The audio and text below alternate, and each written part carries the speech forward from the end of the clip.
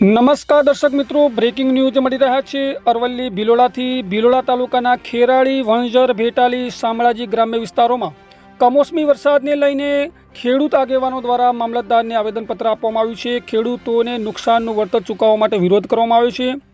ભિલોડા તાલુકાના વિવિધ ગામોમાં કપાસ, સોયાબીન, મગફળી અને મકાઈ સહિતના જે પાકો છે પાકોમાં ભારે નુકસાન થયું છે। તેથી ભિલોડા તાલુકાના તમામ ગામોમાં તાત્કાલિક સર્વે હાથ ધરવામાં આવે અને નુકસાનગ્રસ્ત ખેડૂતોને તાત્કાલિક વળતર ચૂકવવામાં આવે તેવી માંગ સાથે આવેદનપત્ર આપવામાં આવ્યું છે અને સાથે જ ખેડૂતોને રાહતરૂપ સહાય જાહેર કરી તેમની આર્થિક સ્થિતિ સુધારવા પગલાં લેવાય તેવી પણ માંગ કરવામાં આવી છે।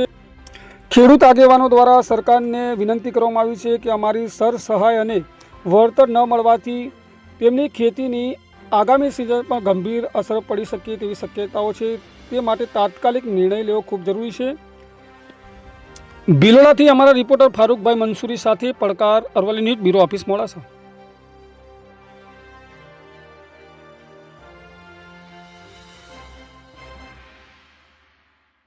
અત્યારે કમોસમી વરસાદના કારણે જે ખેડૂતોને પાકમાં તો નિષ્ફળતા મળી જ છે, પણ સાથે સાથે પશુપાલનમાં ઘાસચારો પણ બિલકુલ સડી ગયેલ છે, જેથી આગામી સમયમાં પશુ પાળવો તે પણ મુશ્કેલી ઊભી થવાની સ્થિતિ થઈ છે।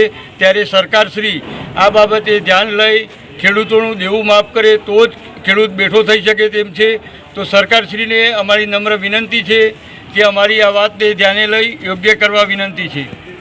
જય કિસાન, ભારત માતા કી, भारत माता की, ભારત માતા કી, ભારત માતા કી, जय जवान, जय किसान, जय जवान, जय किसान। તો જે વ્યાજ છે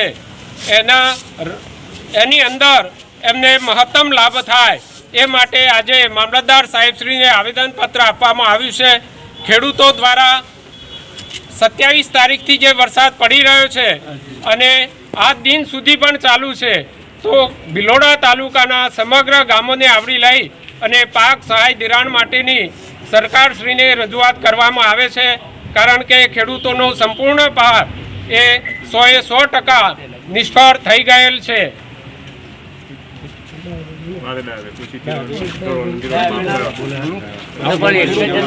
પશુઓ વિશે આવું બોલો।